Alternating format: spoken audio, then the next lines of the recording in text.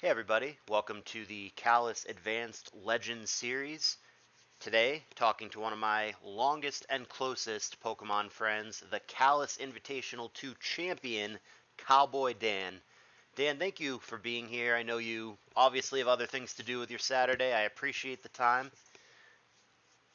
Oh yeah, thanks for having me. Happy to talk to you.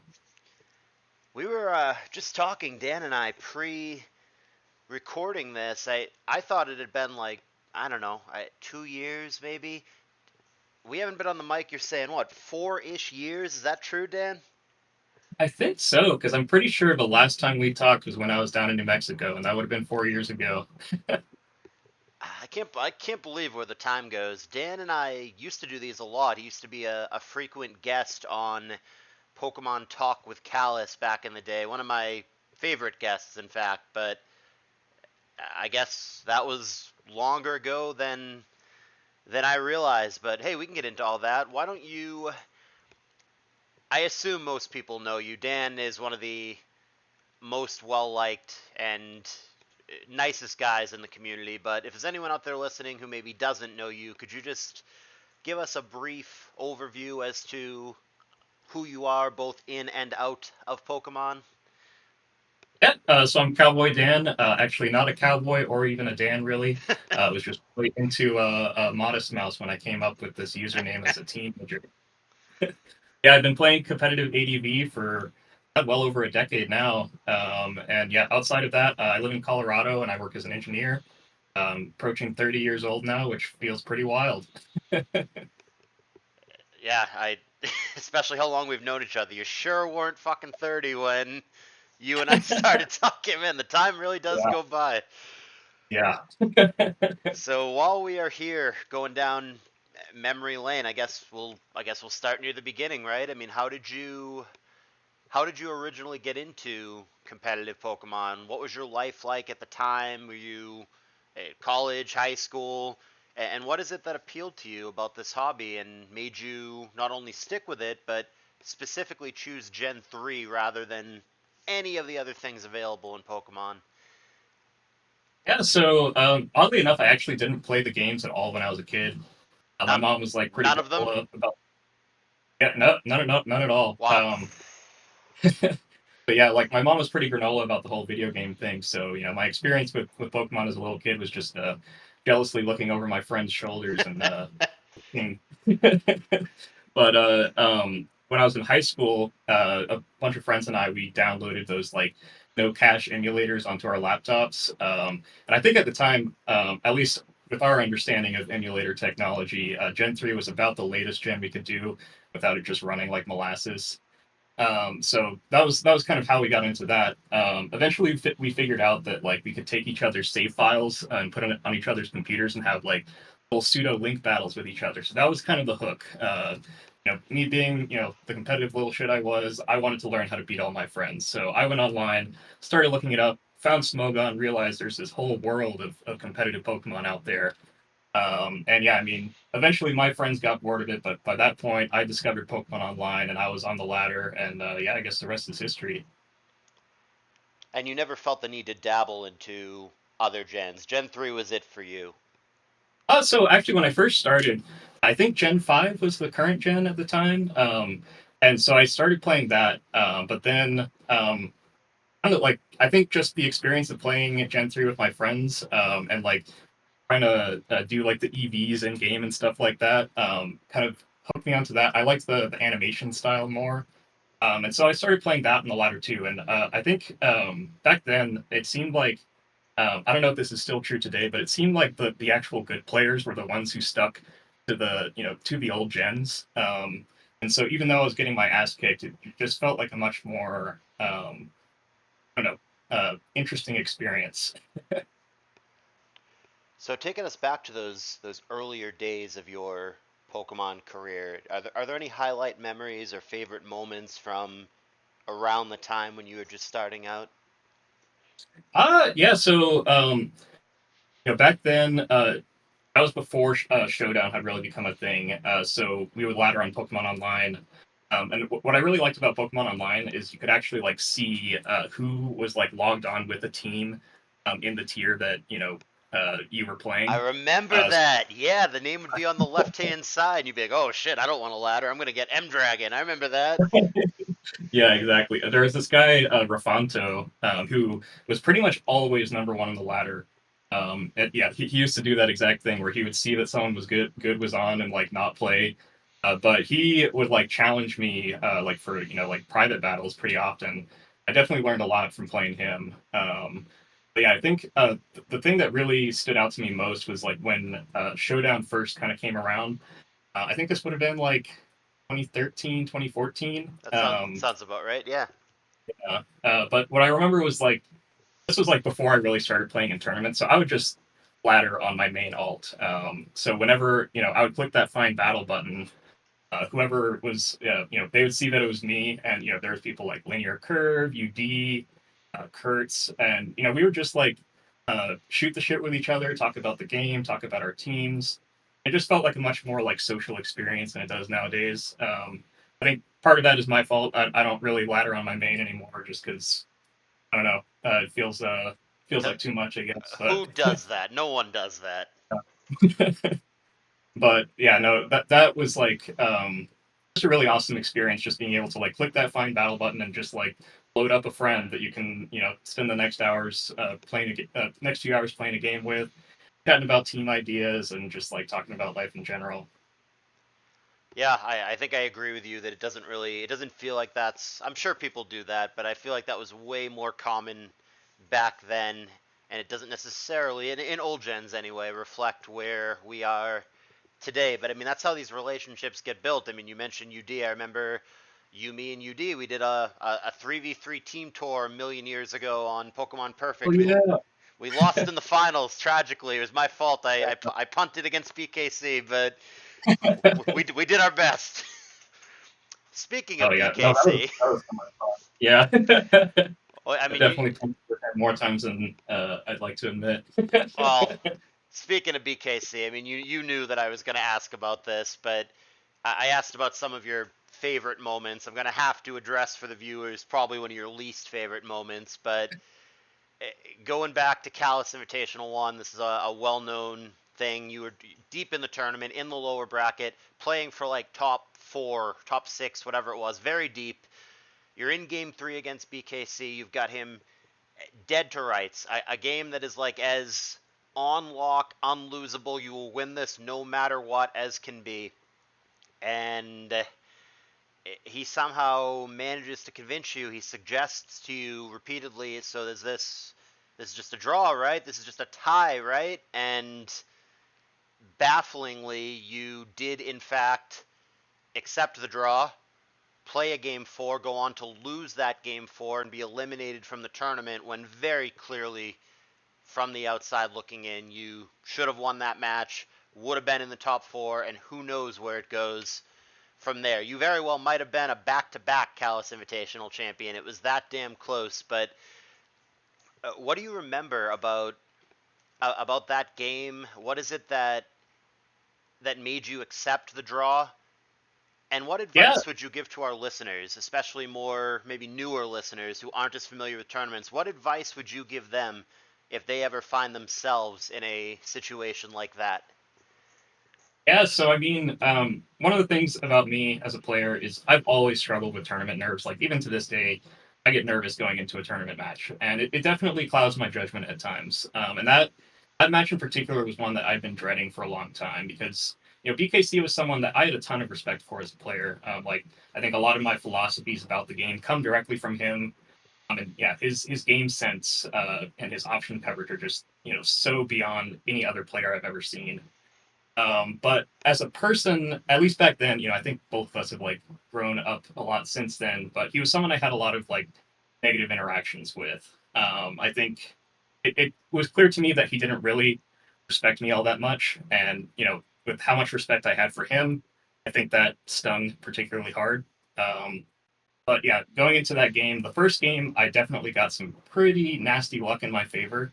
And that just like immediately set him off. The insults are flying. He's like timer stalling me. It was basically everything I feared that game was going to be. So when we get into that infamous game, I think more than anything, I just wanted the situation to be over. I just wanted to be out of this guy's face, just curl up in a ball somewhere. And because of that, like I was in this kind of fight or flight mode, and I guess my brain chose flight. And I just couldn't see, even though, like you said, it was a very obvious win condition, it was going to involve a PP stall. And I think at the time, my brain was just incapable of seeing anything other than like a quick win. And so, yeah, I just didn't see the forest through the trees and let it go. So you didn't have an inkling at all that, if you grind it out, you're going to win this game. It was purely emotional. It was purely the stuff that he's saying is getting to me, and you just couldn't see it. Or is it maybe you did kind of sort of know that you could win the game, but you were so aggravated at that point that you didn't care anymore? Yeah, I think I just couldn't see it, and I just kind of crumbled.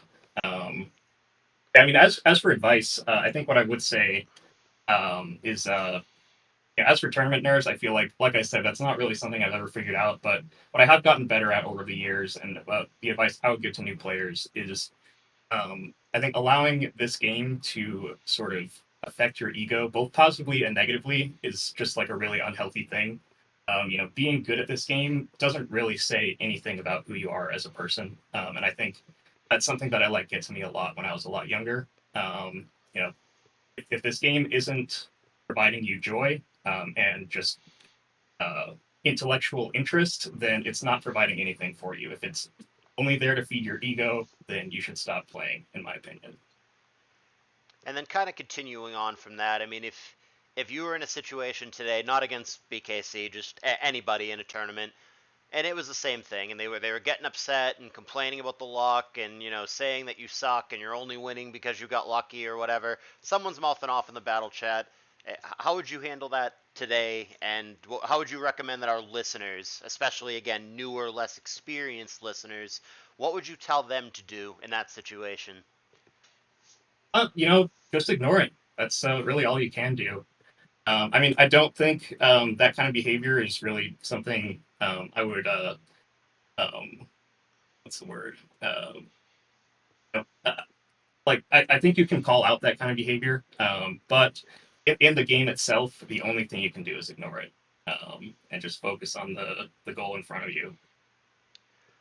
Yeah, I agree completely with you. I don't think ever playing back is ever going to help anything. I don't think when they start flipping out at you and then you respond, tell them to go F themselves, I can't imagine that goes anywhere good, or that it doesn't Uh, distract you from the task at hand, which is just to win the game, right? So I'm with you. I exactly, think just ignoring them is probably the ideal thing, but of course, easier said than done. But exactly. moving along from maybe your least favorite Callus Invitational moment, let's go to the following year. I would imagine your favorite Callus Invitational moment. You had one of the most important and impressive comebacks in Callus Invitational history. You were down 0-2 in the final set in the grand finals against Lanier, and we all know how good Lanier was at that time. And you managed to come back from down 0-2 to win the set 3-2 and win the tournament. As it turns out, we didn't know this at the time because he went on to win CI4, but Lanier, had he won that, and he had a good chance to do so from up 2-0, would have won 3 out of 4 Callus Invitationals, but you made arguably the most impressive comeback in the history of that entire tournament. I mean, take us through it. What do you remember about that set? What was your mindset not only going into the set? Because keep in mind, guys, for context, double elimination, it was Dan in the winner's bracket, so he actually had to lose a best of 5 to Lanier to even get to this set in the first place, and then he found himself down 0-2. How are you feeling at that time? I mean, nerves certainly. And what do you remember about your team choices? How you felt after actually winning and making the comeback? Take us through everything you remember about that moment. Yeah. So this game was honestly kind of the opposite of that last game we talked about. Like I mentioned earlier, Linear was someone that I used to run into on the ladder all the time. I felt like we were pretty good friends. We talked about the game a lot. We shared teams with each other. And when I went into that game, like I, I feel like I'd already kind of accomplished what I wanted to accomplish in that tournament. And I was just going into it as like, this is going to be a fun set with someone I love playing this game with. Um, And so, yeah, I mean, the teams I brought, I just brought teams that I was having fun with at the time. I think for game 10, I actually brought that Fortress Doug Trio team that I used to spam on the ladder, which actually had some ideas from Linear built into it with the EVs and sets and stuff. So I was just having a blast. I wasn't really thinking about the game count. I was just taking each game as like, well, we get to another play a game. We get to play another game with damn good Pokemon. But yeah, I think that was a game where like the nerves just completely left me because of the person I was playing against and just the expectations I had already set for myself in that tournament. How did you feel? I mean, what was your initial reaction? Did you genuinely down 0-2? Did you genuinely believe that you could make the comeback, or was it just kind of one game at a time, cross my fingers, let's see what happens? Or did you never lose faith? Did you really believe down 0-2, I could still win this? I could still beat this guy? How did you feel at the time? To be honest, I did not think I was gonna win, but I guess I didn't really care. So I just kind of went into each game as if it was its own individual thing. And yeah, I mean, I do remember that last game. I think there was some pretty good luck in my favor. So, in a different universe where the RNG had behaved a little differently, we wouldn't be having this conversation. But um, yeah, just tried to play as best as I could in each game going down the line. And when you ultimately did win, how'd you feel then? I mean, is that it? Is that okay? I've beaten Pokemon. I don't care anymore. Or were you hungry? I'm gonna win next year too. I mean, how was the feeling when you did ultimately win the match? So at the time, I was like, "This is it. I've done it. I don't need to play this game anymore." Yeah, like that happened the summer between when I graduated from college and when I got my first, big boy job. And so it was definitely kind of a transitional period for me, and that was like a really nice capstone for that point in my life.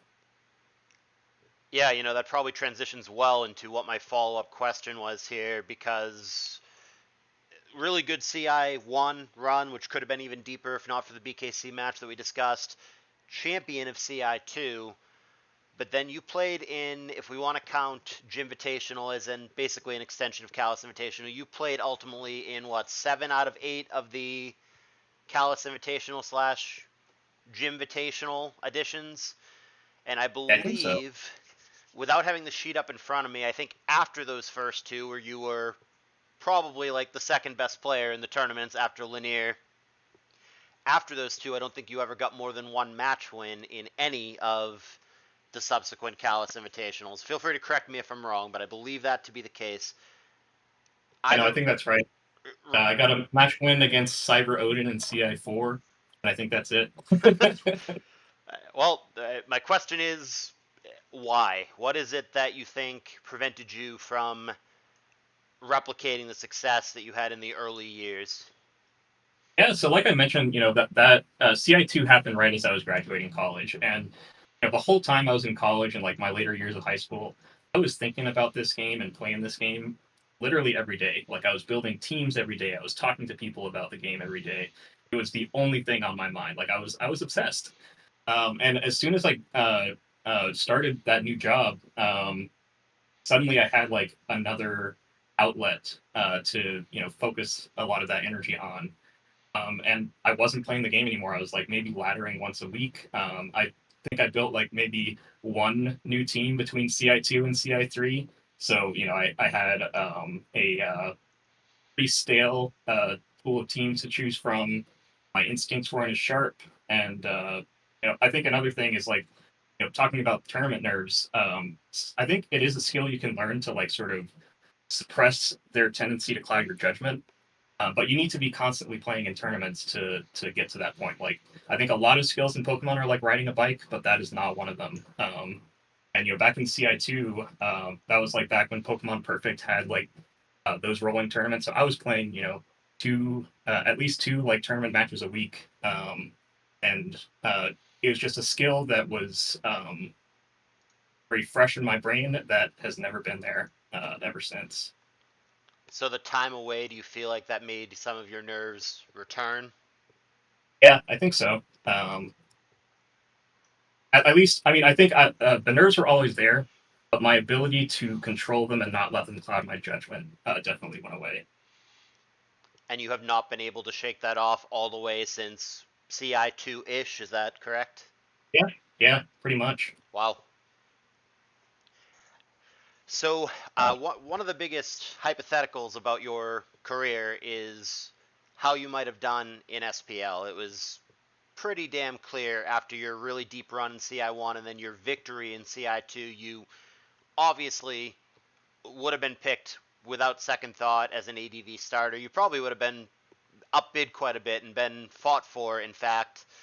And I think the consensus was pretty much unanimous among top ADV players, Linear, BKC, UD, all those guys, that you would have more than held your own and done well. You were truly one of the best ADVers in the game at that time. But despite the fact that you had a walk-in spot that people covet, that people sign up 5, 6 years in a row and never get, you had it right in front of you, would have gotten it, would have had your chance. You've always chosen, not just in those years, but in any year, you've always chosen to not participate in SPL or really be overly involved in Smogon at all, other than tournament here or there. Can you tell us why it is that you've chosen to spend your whole career avoiding SPL and not really getting overly involved in the Smogon scene? yeah, I mean, so for that year in particular, the year after CI2, I actually did sign up for SPL. But then, a few weeks later, I'd moved to New Mexico. I'd started a new job, and I realized uh, I hadn't actually played the game once since I signed up. And I just kind of felt like it would be unfair to my teammates to play in that tournament when I was clearly so unmotivated in the game. But generally, in the past, I always kind of felt like I didn't really belong in that scene. Like a lot of my friends were people from the latter side of things.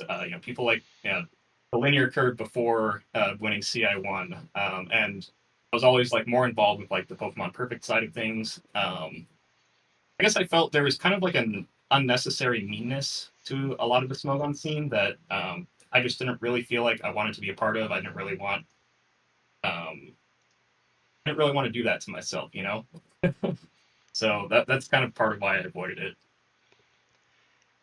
That being said, and I mean, we'll at this point presumably never know. I assume you're not about to sign up now, but how do you think you would have done, especially back in those prime stages of your career, CI1 Dan, CI2 Dan, when you were really, really hyper focused on the game?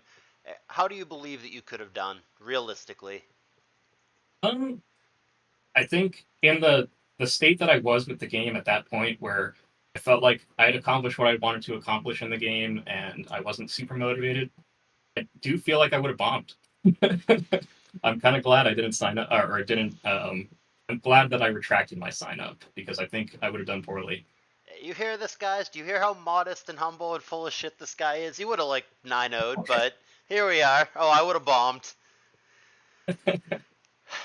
I appreciate that. I think those of us who knew you back in that era would have a different opinion. So in the later years, because I mean, people see the public stuff, the Callous Invitationals, the YouTube stuff, the tournament success, but maybe they don't necessarily see the things that you do behind the scenes, because there's this stigma, and I mean, maybe there's some truth to it, that you've spent months and months away, totally inactive. But one thing that I know about you, and I've heard so many compliments, lesser players, newer players, people in Pokemon Perfect, people in Mushi League, you have helped many people learn to play the game, learn to build, just learn the basics and learn fundamentals. I've heard so many people in private conversations credit you with getting them started and getting them to understand the way that ADV works. Tell us about that. I mean, what is your building process? How do you feel like your view of the metagame differs from the norm or differs from most people? And any general advice? I mean, obviously you can't sit down and have an hour with everybody, but generalized advice as far as building and approaching the metagame that you would give to a newer player who's trying to learn how to build and how to get into ADV. Yeah. So when it comes to team building, I think um, I don't think this is something unique to me, but my personal philosophy, I always lean towards the side of offense, I guess. And like what I mean by that isn't that I only use spikeless, I never bring scarmbless. It's more that I think every team should have a way to um, threaten the opposing defensive core. And it's not because I think that teams that only win by just not losing forever are unviable. Like that's definitely a strategy that works, especially against players who are worse than you. But I think having the ability to provide a threat to the opposing team gives you a lot of agency in a game to outplay the opponent. Um, if you realize you're in a situation where like you're in a loop where you're eventually going to lose, having the ability to you know uh, provide a threat to the opponent gives you the ability to change the game state, and that's kind of like the core of my philosophy. But like as for team building, I think probably the thing that drives the most of my team building is actually on the defensive side. I think every team is kind of like a puzzle of threats that you need to be able to take into account. That threats that can beat you before your offensive core is able to beat them, basically. And so um, when I come up with a new team idea, it's usually because I found like a new solution to that puzzle, like a new way to beat one of those threats that I then just like build a whole bunch of different teams with, and just kind of throw things at the wall, see what sticks. Trying to think of anything else. But yes, I think that those are kind of the two core tenets: is like be able to threaten your team, or be able to threaten the opponent's team, and be able to hold off their threats before your offensive core is able to get what it needs done.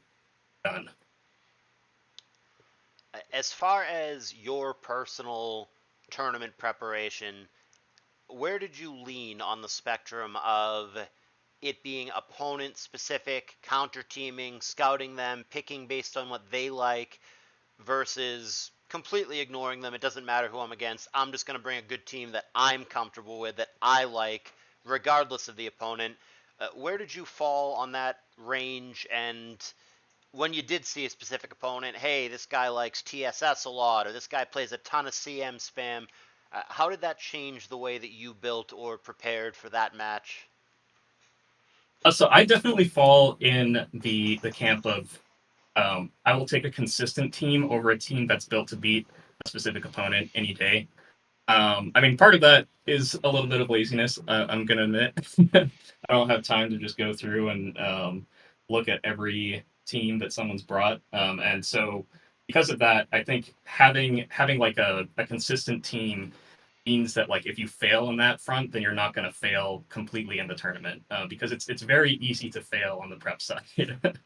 But I think teams are something I've always been very proud of in my play, like building good teams. And so the idea of like bringing a team that I can only use once just didn't ever really sit right with me.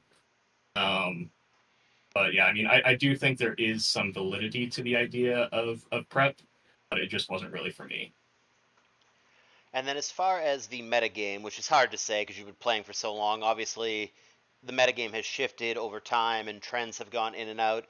But more broadly, are there ways that you feel like most people think about ADV that you don't agree with, or are there some specific quirks to the metagame or Pokemon that you think people overrate, underrate, what have you? Is there something distinctive about the way that you view the metagame that you don't think most competitive players would necessarily agree with? Something I've been seeing recently, gonna call out HCLAT here. um, I think a lot of people have like sort of like rules that they use or checklists when they're team building, and that's something that I very fundamentally disagree with. I think limiting yourself to those kinds of rules prevents you from being able to see the next evolution of the metagame. I think there's always things like you do always need a rock resist to be able to handle Aerodactyl, but That doesn't necessarily mean you always have to have Swampert when you have, these specific Pokemon. I think there's always different solutions to problems than what the metagame has available for us at the moment. And limiting yourself to checklists prevents you from being able to see those.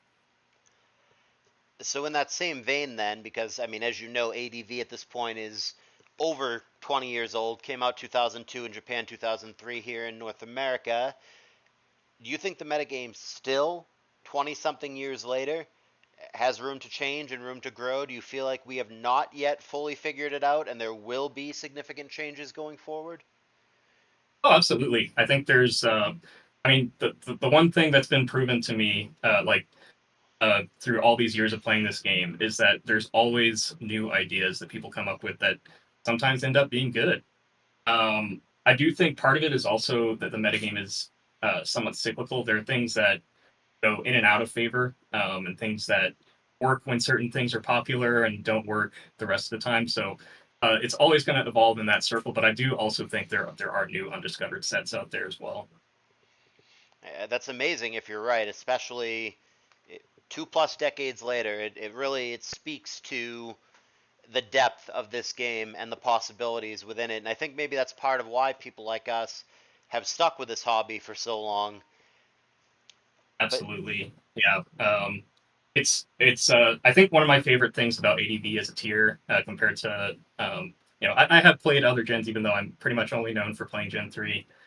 But how deep you can go onto like the viability rankings and still come up with a good team. Like um, Pokemon like Metachamp, Pokemon like Glalie that are in NU, I think are incredible in the metagame. Maybe not those 100% consistent things, but yeah, I think it's amazing how you can use quote unquote bad Pokemon and not build meme teams with them. man, I wish someone had noticed Glalie in 2016 and made a post about it. Crazy. I think at the time I remember supporting you on that. I remember you reached out to me on Skype and were like, "What do you think about Glalie?" And I was like, I'm always down for spikers that aren't Skarmory. Open-minded guy. But yeah, yeah, I've used it a few times since then, and I mean, I haven't personally had much success with it, mostly because I'm washed. But I do think there's potential in the Pokemon. So, like we discussed at the very beginning of this, you used to be a guest pretty frequently, like probably my second most frequent guest after good old Jabba on the Pokemon Talk with CALLOUS series back in the day, a number of years ago. I didn't realize we're saying 4 years ago. That's for the second edition. First edition, you were part of that too, and that was even older. But one of the talks that I remember, maybe it was even our most recent one, we had a little group session. You, me, Zakaru, Jabba. We were talking about bands and the flavor of the month ban at that time, because it hadn't actually been officially implemented yet into ADV, was Sandvale, and you felt strongly at that time, and this obviously is not what ended up happening, but you felt strongly at the time that Sandvale should not be banned in competitive ADVOU, and we went down that rabbit hole. You were not super keen on banning a number of things, so this is going to spark a whole series of questions, but do you still feel the same way regarding Sandvale? Would you, if it were solely up to you, would you unban it today? Is there anything currently banned that you would unban and vice versa? Do you agree with current baton pass bans with this whole let's get rid of swagger, let's get rid of sand attack? We could chip those in one at a time on those questions, but starting with Sandvale, do you still hold the same opinion that you held those years ago that it should not be banned? And if so, can you tell us why? So I've completely shifted on this.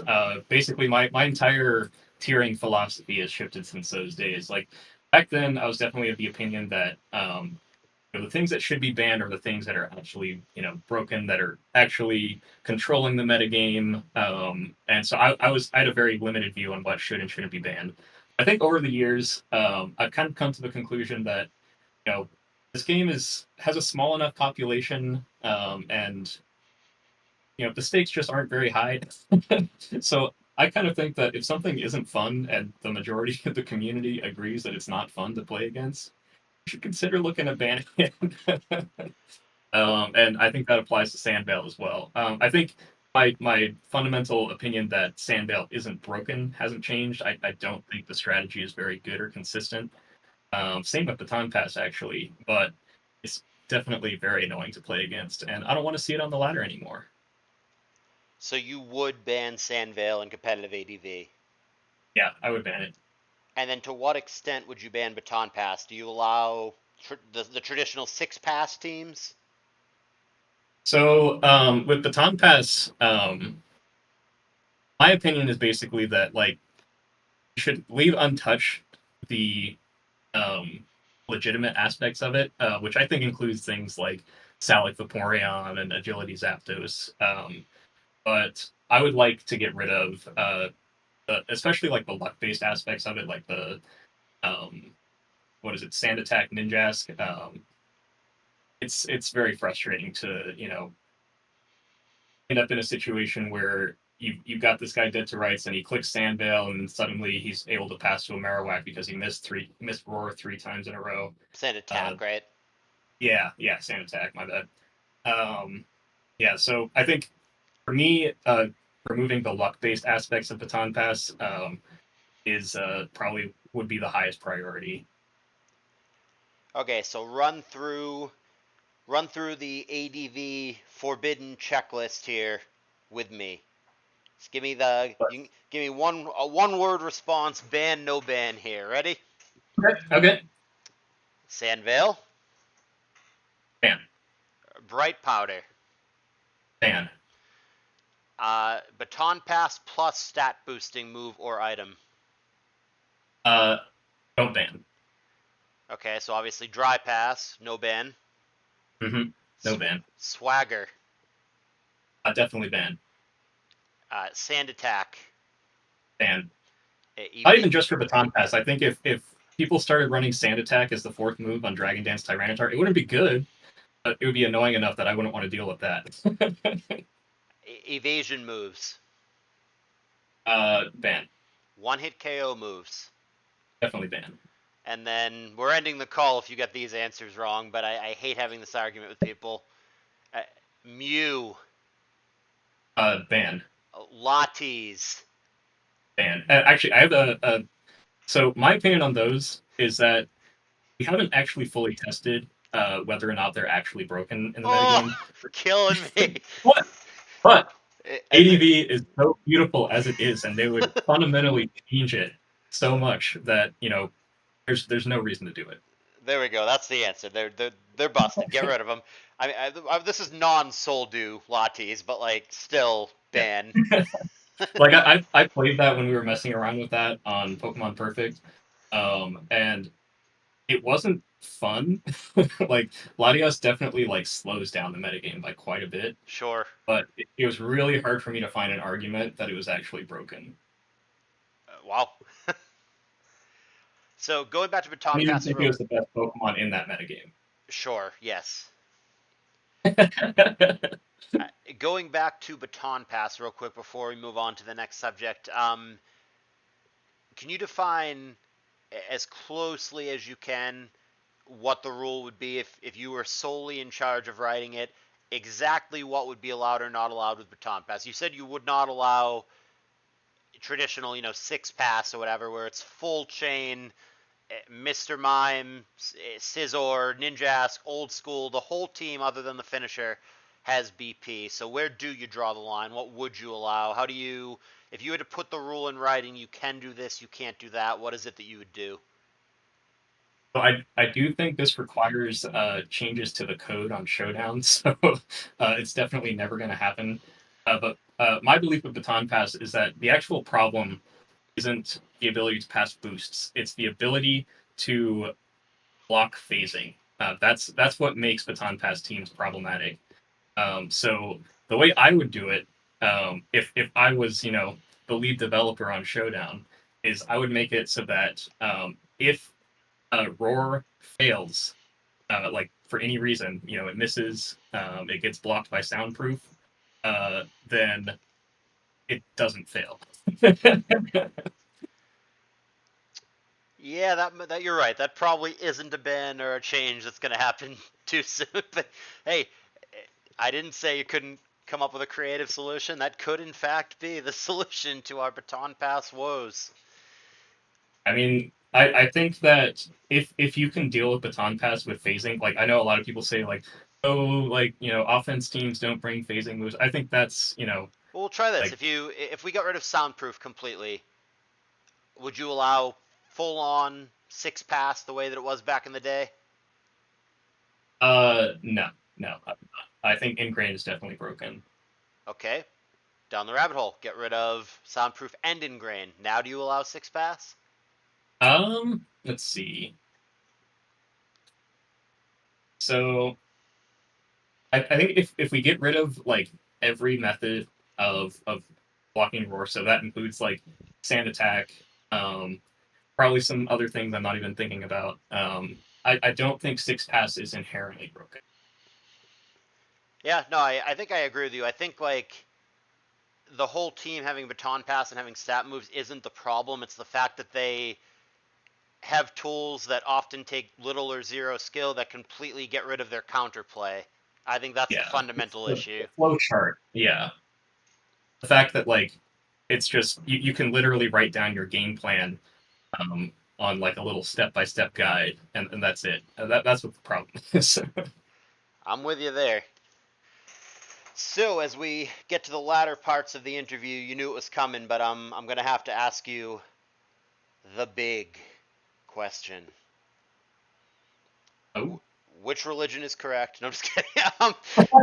It, could you please tell us your personal criteria? And everybody defines this differently, but in your mind, your personal criteria for what constitutes the greatest ADVer of all time, and then, of course, the big question after you define your criteria, as far as you're concerned, who is the greatest ADVer of all time? okay. So I think the most important thing, is the ability to consistently win tournaments, in my opinion.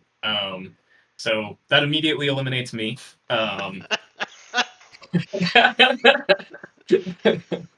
But I think so. That's like the only true criteria that we have. That I don't think anyone can argue with that. If that's not one of your criteria, then you don't know what you're talking But about. is that the only criteria? You're saying nothing else matters but the ability to win tournaments?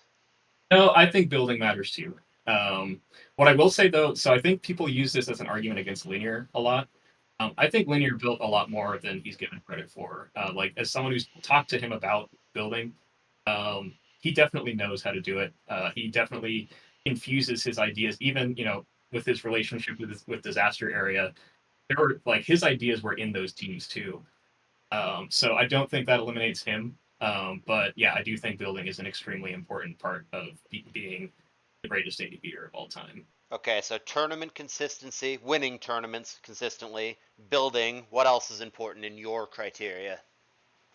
So I think in game, probably the skill I value most is option coverage. Basically, your ability to see, you know, 5, 10 turns down the line and make your decisions based off of um, what has the highest likelihood of um, success.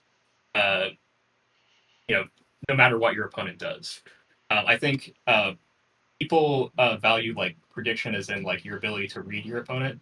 I think but their true skill in prediction is your ability to see what happens based on the decisions you make and make the decision that's going to give you the highest likelihood of success, whether that be through luck or through the predicting what or not predicting, but through what your opponent is doing. So not So just option predicting on a turn-to-turn basis, not like I think he's going to do A, so I'm going to do B, but more of if this line plays out, this is where it's going to lead me down the line. exactly. Because I think the hardest thing about playing Pokemon is your ability to see several turns ahead. And that is where that plays out is your option coverage. Like if you can't see several turns ahead, you're not going to be able to cover the options that could play out in those later turns. Okay, so consistent tournament winner, building, and the ability to see multiple turns ahead and understand where that takes you. Is there anything else that you would add to your personal criteria? I think that's pretty much it. Okay, so where does that leave you? So my opinion is that BKC is the best ADV to ever do it. Like I said, he's someone I've always had a lot of respect for. Someone I've always struggled to fight, and like I always just felt like he was able to see exactly what was happening in any game and make the correct decision based off of that. Um, I believe he's the best ADV to ever do it. Are there one or two other names that you think would be even in contention or even worth an honorable mention? Or for you, is it just it's BKC, period, that's it? Um, I think Linear Curve and Astamatitos both have a claim to it as well. But for you, BKC gets the nod. Yep, that's what I would say. I don't think he listens to my channel anymore, but I think he would be thrilled to hear that if he were to listen to this. Hey Kev, if you're in the comments, let me know. So, Dan, moving forward for you, like you said, you are pushing 30. Believe me, I know how that feels. Adult, job, career, I assume at some point, family and personal priorities. So, moving forward with life, what do you, both in Mons and outside, but how do you see the future? Do you see yourself continuing to play this game, play tournaments, be involved? If so, to what extent, for how long? And then within the realm of what you're comfortable sharing, I mean, what about outside of Mons? What's the goal going forward in the life of Cowboy Dan? Yeah. So as for Mons itself, I think my relationship, I'm never going to quit this game, or at least not in the foreseeable future. There's always a little spark of interest for me, but I don't think I'm ever going to be like a top player again. I'll enter tournaments every now and then. I'll go O2. It'll be great. Um, but I'll play in Mushi League. I'll load up the ladder. But um, yeah, there's still a spark of interest for me in this game, and I don't really see that going away anytime soon. Um, but yeah, outside of that, let's see. So like I mentioned, I have a job as an engineer. I actually very recently got my professional license, so I'm able to. Wow. I got the little stamp. I can sign off on things. So it's been giving me a lot more responsibility at work, which has been scary, but definitely rewarding. Um, and yeah, I mean, as for family, there's nothing really on the horizon yet for that. Yeah. Who knows what the future holds, but it's awesome that you are not planning on going anywhere for Mons. I mean, you're such a valuable resource to so many. I mean, you don't even know. I should have shared it with you, but it's not just one or two people. I have gotten so many people when they approach me and they want to be picked for Mushi League or some side tour or whatever, and I have no clue who it is. Hey, how did you start? Oh, Dan helped me build. Dan taught me. It feels like the most common answer that I get. Do I want to know the extent to which you're involved behind the scenes? I mean, are you helping every player on your Mushi team? I mean, I think that the big thing for me is like I like to give people the time of day. If someone reaches out to me, like I'm not going to turn them down. And I don't know. Like I think for me, kind of like I mentioned with like Smogon, I didn't really receive it when I was starting up, and that's just kind of something that I want to leave as a mark on the scene is just being kind to people. Just because someone's new at the game doesn't mean they don't have good ideas. I've stolen ideas from new players, but So you're in it for yeah. yourself, is what I'm hearing here. Oh yeah, yeah, completely selfish. That's But yeah, I just think there's no harm in being nice and giving your thoughts on things. And sometimes you get some interesting ideas out of it. what a concept to just be nice to people even if they're not good at a video game. Isn't that weird? I know, right? Wild. That pretty much covers it. We've been pretty thorough here. Is there anything else since it might be another 4 years or never that I get you on the mic again? We got to talk more often, but Is there anything else that you want our listeners to know before we call it a day?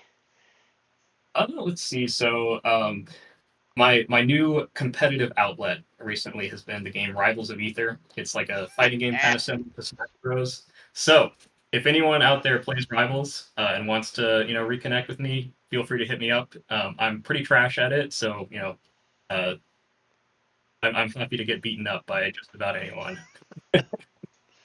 Okay, feel free to promote a game that you love. Anything else? No, that's pretty much it. It's been really great catching up with you again, Callus. Yeah, this has been fun. Mutual pleasure, dude. I got to get you on the mic sometime before 2028. Thank Yeah, you. yeah, I'm totally down. Dan, thank you for being here. Pleasure as always. And thank you guys for listening. Consider liking and subscribing. There will be more of the Callous ADV Legends series. Thanks a lot, Dan, for being here. All right, thank you.